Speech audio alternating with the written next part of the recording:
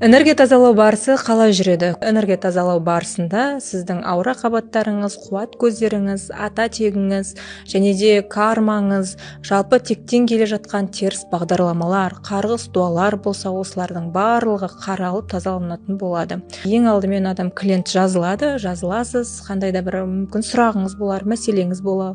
Болмаса бір ешкімге менің зияным жоқ, бірақ білмеймін қалай да болса да жолым болмайды дейтіннің барлығы кейде анау түпкі тамырынан тегінен болып жатады. Осы энергия тазалауға сіз келесіз, осылай мен сіздің бүткіл аура қабаттарыңызды қараймын өзіңіздің рұқсатыңызбен. Сол жерде қандай кедергілер бар, мүмкін сущностьтар бар, мүмкін қарғыс дуалар бар, мүмкін теріс бағдарламалар бар. Осылардың барлығын анықтап, қалай көріп тұрмын, соның барлығы сізге аудиозапись түрінде беріледі. Тазалау процесі жүреді. Қалай тазалау процесі болды, соның барлығы туралы ақпарат алатын боласыз.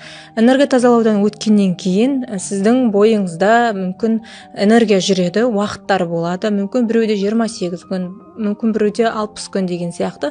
Оның барлығы тазалаудан кейін сізге беріледі және де одан кейін сіз физикалық тәніңізді қалай тазалау керексіз және де одан басқа да кеңестер берілетін болады.